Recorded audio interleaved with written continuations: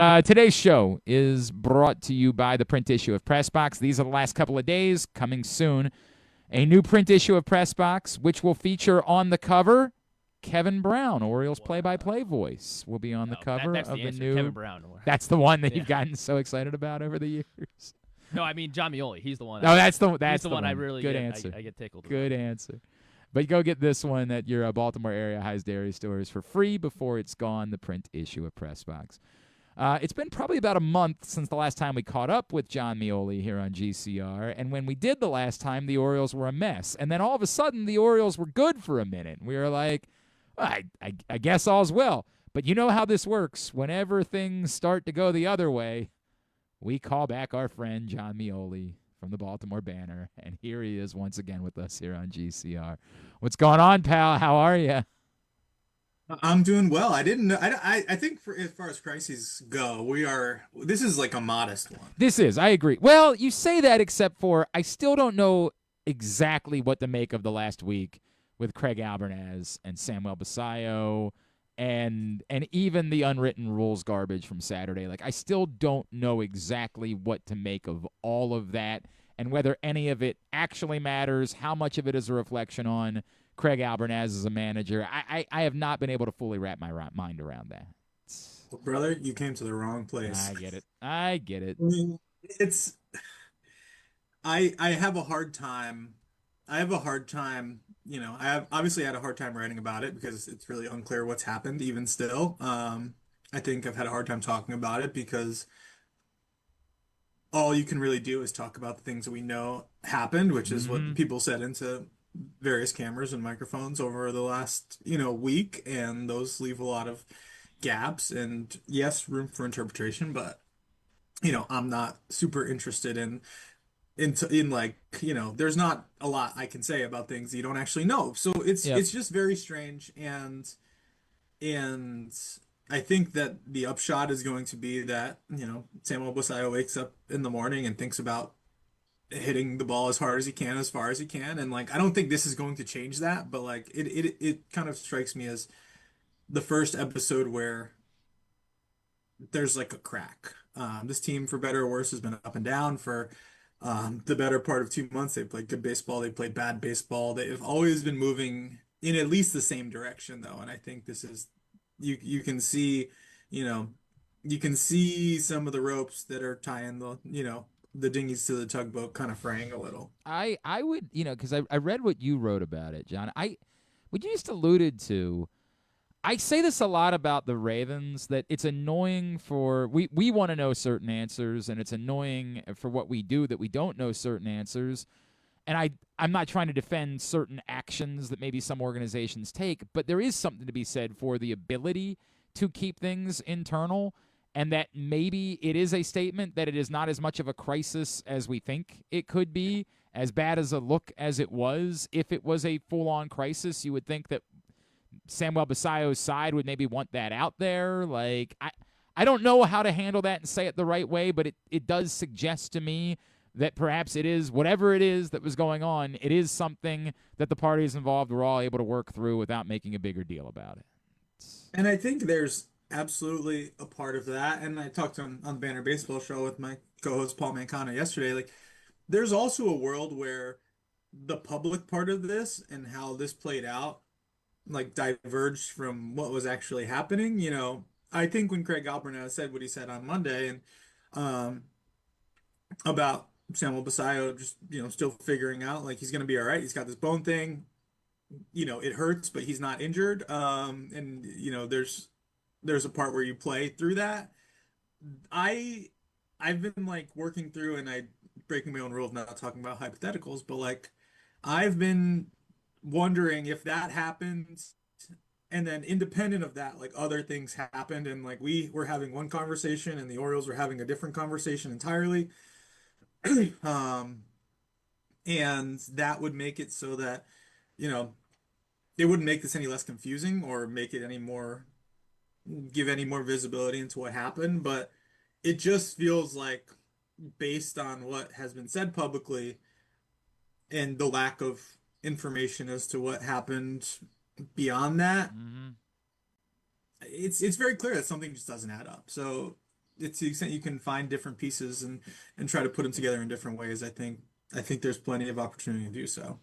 John, my friend Stan Charles wrote, and Stan's an optimist. He's literally, his name is The Fan. Stan said, I start to get the sense that this just kind of is what the Orioles are. And like that from Stan, I was like, wow, buddy, like that's unlike you. But I kind of know what he's saying, that like we have a mountain of evidence at this point, and I just, yes, they played really well for 10 days at home, and that was a good thing. But every team plays well for a stretch of 10 games at some point. That happens.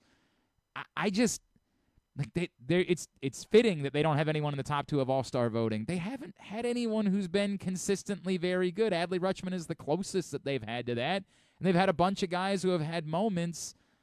I just kind of worry that at this point, this kind of just might be who the Orioles are. They're a team that was just kind of built to have a chance if things went right to be good, but more practically, this probably was about what they were capable of doing. Yeah, I think part of that, I think when we had this conversation last, that was probably more true. Honestly, to me, that was more true then. I think now what made this most recent stretch frustrating spell since they came home, and even in some of the Toronto games, is that like they can play good baseball. It's pretty easy for their starters to go out there and deliver the game to the 7th inning with a 4-run lead. You know, the coin landed on heads, and all of a sudden they decided they knew how to get a guy in from second base versus the games where they don't. Like, I think it's, I think that in a way that it was, I felt like I was more on an island the other way when they were doing terribly, like almost thinking like, despite most of the evidence to the contrary, that like a run like they went on could happen. And now that it has doubled back, I feel like I understand that perspective, but I think they're pulled to win a baseball game. And honestly, it's like I say that as I'm thinking it, but like they just need to take their hands off the levers that lose them games. They do stuff that loses them games actively, like all the time. And those are the games that, are the problems. When we did our podcast yesterday, Paul rattled off all kinds of dumb things that they did on Monday and Tuesday and Wednesday, and Sunday, Maybe and 3 errors in an yeah, inning, like for all these games that example. they Yeah, lost. yeah. Yeah, and then like there was mysterious absence of like Wednesday, Thursday, Friday when they won. Like if they don't do stuff that actively loses them games, they're built to win them. And I think they're definitely getting close to the point where like you can't count on a turnaround to happen that doesn't happen.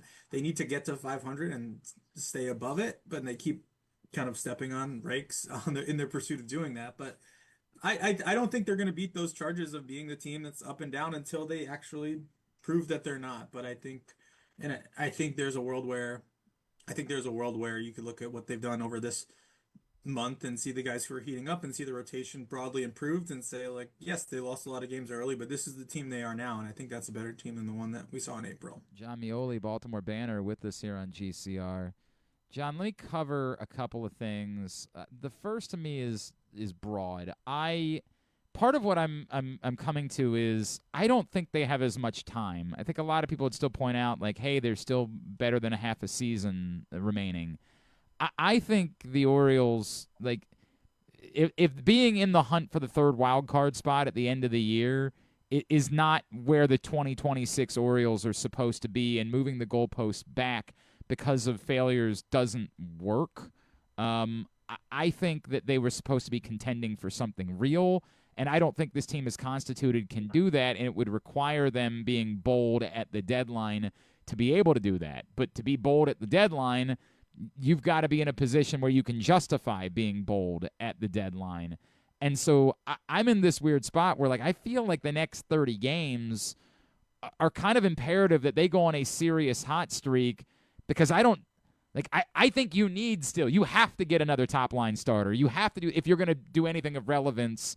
But I don't know how you can justify doing that or really even buying at all if you're in this spot. It feels like, as I brought up yesterday, trading anything for Gerardo Parra when we all sort of say to ourselves, why? Why is this team trading for anyone? They're not very good. Yeah, I think, and this is not going to be a satisfying answer, but like they are going to, I don't think they have any they are right now. Um, I don't think that, the offseason they had would have been authorized or endorsed from Mike Elias getting to pick the manager on down to, all the additions they made, the, Pete Alonso signing, trading for Shane Baz, signing to extension, countless things. I don't think all that would have been endorsed if they were going to do this again. And I say that also knowing, a lot of things have changed about the Orioles over the last couple of years since Dave Rubenstein bought the team. But one thing that's been pretty constant is that they keep a very close eye on like the roster management aspect of this in the minors. And when I say that, they knew they weren't going to be able to add Darell Hernandez to the 40-man roster, like in many scenarios, a year before they needed to do it. So they traded him for Cole Over, and they make these trades of these guys who they might not be able to add to the 40 early rather than lose them for nothing. So the Orioles have so many prospects who I think they would reasonably need to add in November that they're going to make trades anyways because they're not going to lose these guys Okay. for nothing and tear down just to say, okay, we did this and then we're going to add 10 guys. Like they're not going to. Like that's why Wellington Arcena was part of the Blaze Alexander trade because they were thinking about it as early as like the offseason. Like, yeah, he's pretty good, but like we got to figure out what he's going to be in fast because there's some guys we would have had before him right now. And I think they made their, sorry, my cat is scratching in a chair over here. They made that decision in February. Like, this guy's not going to get added to the roster. Let's get a useful big league player for him. And there's a ton of guys who are in that mix right now, from Nestor Herman, Levi Wells on the pitching side. There's some low minors pitchers who have popped in the last couple months. There's Enrique Bradfield, Creed Williams. All these guys, they're not going to keep them all, and they're not going to lose them all for nothing. So you package them with some higher profile prospects. Some of them are high profile prospects, and you say, all right, we're going to add to this team anyways. And I just think that's going to happen even if they're kicking around where they are. And I think the part where they have shown they can actually play good baseball will support that. But I think just typical roster, their own views of how to build a roster and how to manage. God, I can't believe I'm saying manage capital. No. For lack of a But better what, term. what you're saying makes all the sense in the world, John, and 100%. It's a knowledgeable answer. I think the part that I would come back to is, right, but they're not a Jack Flaherty away from doing something of relevance. Like, if making an astute trade, hey, this guy wasn't going to be on the 40-man roster next year anyway, so let's go ahead and move him and just try to get something. It's moving the deck chairs around, like it's just changing the furniture. Why don't we throw the ottoman over there? They're not Jack Flaherty or insert name here of guys they've tried. They are legitimately real game changing pieces away. Logan Webb, that type of piece away from having the chance to really compete for something, right? You're right, and they have the pieces for that too, and there's no reason. I just think I don't think there's any world where the Orioles, keep going in the direction that they have been, like organizationally, and don't try to do that. There's no Okay. reason not to, and I don't know if it's like rentals. I mean, I don't think anybody's ever a Jack Flaherty away. I think if you're a Jack Flaherty away, you're far away, anyways. But there's just this part of what's been happening recently where like there's two things happening at once. They're trying to build something long term and they can't kneecap Craig Albernaz, by trading away every good player that he has because they're 6 games under 500 and at the beginning of August. Like that's not going to really that would make everything that's happening pointless. And I think you can get good players for what they have and are will be willing to trade. And I think the question is where they find that need to be, where they really say, okay, this is what we have to do right now. Like we need this starter, and like who knows? Maybe they even jump the market. Maybe they do this fast, and and not say get it over with, but make that statement early. I think there's a potential to do the big things that they need to, and I think we have to really, we've seen them do bigger things that they haven't done before in other areas of the team, and we'll see if this is another one that qualifies. What do you make of, like the national guys that continue to throw out the maybe they trade Adley Rutschman, right? It has felt like there has been this belief from national baseball writers since the Orioles signed Samuel Basallo that it meant that at some point the Orioles would dangle Adley Rutschman. What do you make of that? It has never registered with me that would be the thought process here. It has always been my thought that they don't believe that Samuel Basallo is a full-time catcher, and so that this is sort of an ideal scenario, but I do understand valuing assets and trying to get the most for an asset that's not going to sign. What do you make of that entire conversation? Sorry, my cat's going crazy over here. It's completely nonsense to me. Truthfully, it's not to say that you know, Mike Elias told me that he's never trading Adley Rutschman. Like that never happened, obviously, but he is a good player who is incredibly valuable to this team. I don't think any amount of expiring contract math is going to bring back the value that Adley Rutschman being on the team and doing what he does will do. I think one of my least favorite things, and this obviously coincides with the era of Orioles baseball I covered from like 2016 Mm-hmm.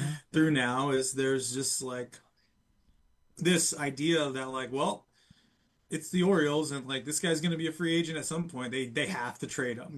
We're going from Zach Britton to Manny Machado. I hate it. It's Yeah, so John, stupid. I agree, but hang on. Let me just for the sake of the conversation, right? Yeah. But we saw that you bring up Manny Machado, and we saw it, and they just sat and didn't ever go all in and allowed Manny Machado to become less and less valuable and ultimately traded him for kind of pennies on the dollar at the end of it because they traded him for what they could get as a rental.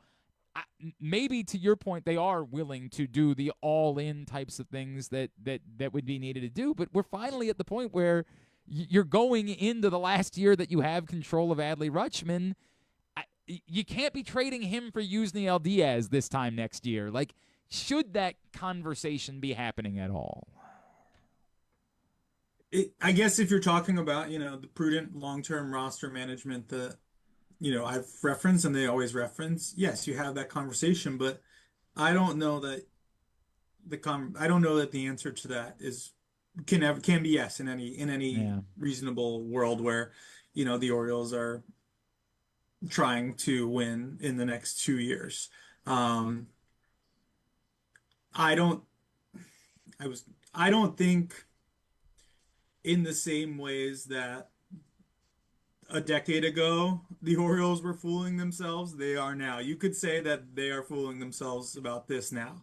I don't think that's true. I don't think any part of the Orioles rotations that they were counting on in 16 and 17 and 18 when they thought they would be good, I don't Yeah. think any of those pitchers would make this rotation except for Kevin Gossman. I Um, mean, like today's a little bit different. Today, I mean, the beginning of the year, I would have agreed with that for sure. Today, it's a little yeah, bit different. yeah, but I mean, if you stacked up if you gave me a base, excuse me, a stack of 10 baseball cards, and one of them is like 2026 Shane Baz, and the other one's like 2017 Chris Tillman, Yeah. and we're stacking up like who is it? One of the you can make a playoff rotation. What would you want to be a playoff rotation out of those stacks of cards? And there's going to be a lot of newer cards and old cards. But I think I understand where you are coming from on it. I find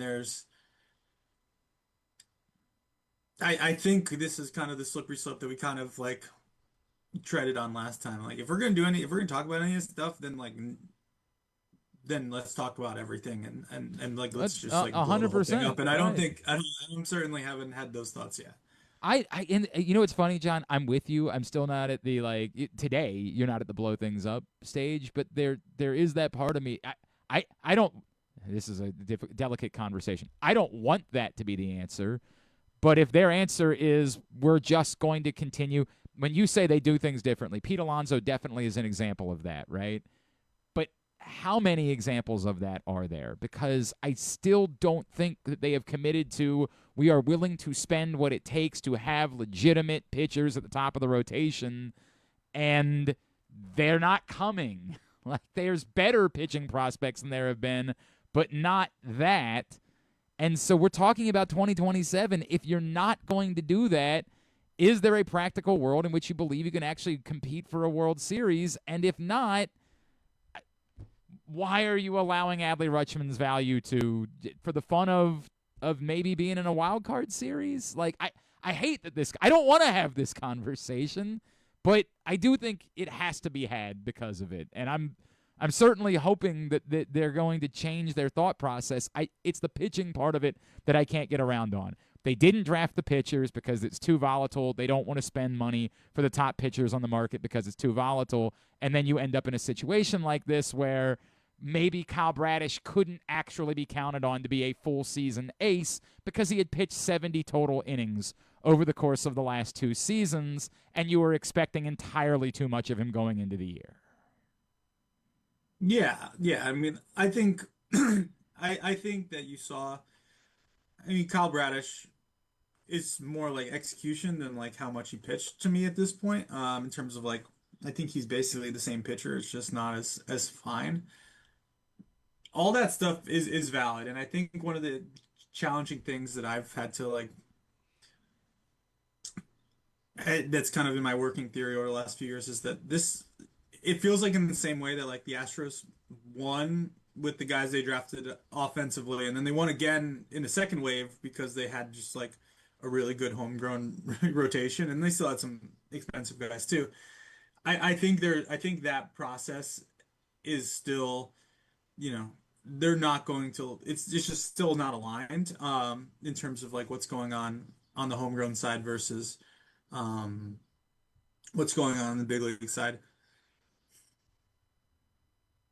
I it's hard to push back on that given what's going on right now. I don't think, and I know I've said this to you before, I've said it a million times, period, but I think the issue with this rotation was that, didn't know who was going to like line up with Cole, Rodon, Freed, one, two, Mm-hmm. three in the ALDS. Not are they all gonna have 5 ERAs like through April and be like hovering around 4. I think they get I think they're getting a little too much of the blame pie here. Honestly, like there's other things. This team has lost a lot of games because of the rotation. They've lost a lot of games for other Oh, no reasons that doubt, have right? nothing to Yeah, do with you go that. two for And 22 with runners in scoring position. I mean, what the hell, right? Like, yeah, yeah. I mean, yeah, it's literally a coin flip. Either they yeah, get hits with runners on or they yeah, don't. And it's yeah, not, yeah. and more often than not now you're getting starts that are winnable starts. So I think I we're very far afield from like the Adley Rutschman part of this. Um, I just think that for so many reasons, and this was part of the conversation back, a decade ago, but like you just can't like it would be way worse to have Adley Rutschman and push forward with him it would be way worse to like kind of wave an Adley Rutschman sized white flag. Um, that would be a large nail in the coffin for anyone who hasn't already nailed the Mike Elias era coffin shut. And I'm sure they know that, and they're probably interested in keeping the daylight open as long as possible, and having him on your team helps do that. Any thought that I know what you're saying about Bradish. I would still say that it just feels like maybe he might be hitting a little bit of a wall at the moment, like in working his way back.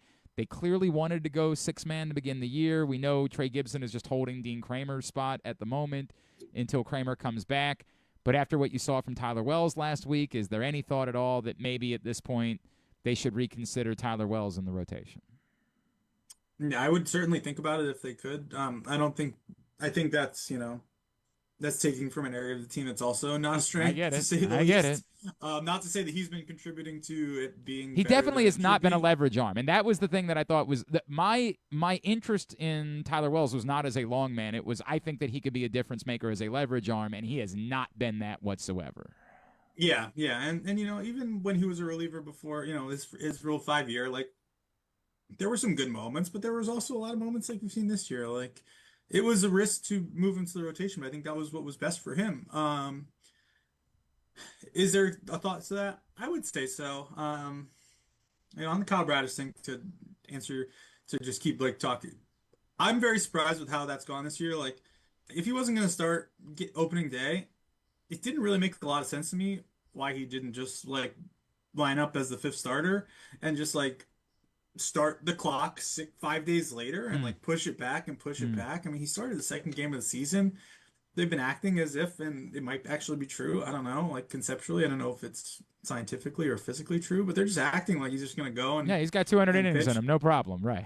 Yeah, I mean, hey, maybe, sure, Right. maybe he's the one guy who that goes well for, but they have had many opportunities, I feel like, to manage that in a different way that they have, and they're choosing kind of not to, largely, and that's, it's not like they have a ton of But flexibility and a ton of I just choice, but felt to me like they were they knew, hey, we're gonna do six man a lot this year. Like we have what we think is six, but it really eight, right? Because they're counting Povich in that conversation or Brandon Young or whoever.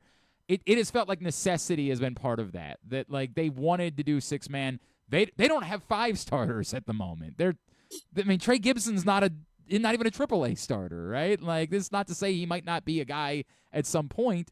It has felt like it's been a necessity issue that's been part of that conversation. yeah, absolutely, and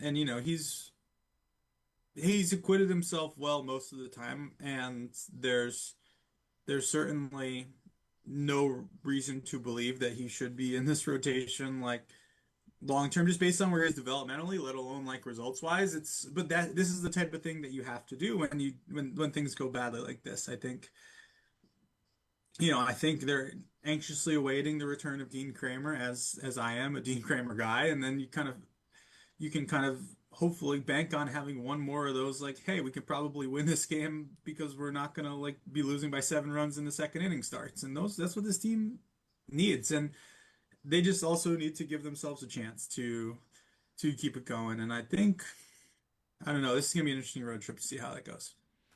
Jon Meoli, we've again solved nothing really, but we've talked through Nope. it, and that's what I Yeah. appreciate when we get through. And Uh, around it. that's Let's not true get too. That's a ourselves. good I point. talked around a lot. We do that a good bit. You want to remind everybody about the podcast and everywhere they can find you. Yeah, Banner Baseball Show is we usually do it every Monday. There's been some talk of doing it more. I told Paul to talk to my agent. We'll see how All that right. goes. It's a busy time of the year for watching soccer too. What the hell, man? I know it's been really fascinating. Like I was pretty out on the World Cup at large, just because FIFA and like Yeah, they suck. Yes, we agree. America. Yeah. But then like the first night I was writing something and I went upstairs and there was a game on and like 11 o'clock at night. I was like, this is sick. Let's go. Soccer. Sports. I'm tonight, back. tonight the Orioles play at 10, and then John's gonna be watching Austria Jordan at 2 in the morning. He's gonna be the guy. That's just Yeah. Yeah, I'm gonna have to schedule some not waking up with the kids days. Not to yeah, say that right. I do anyways. Make that happen.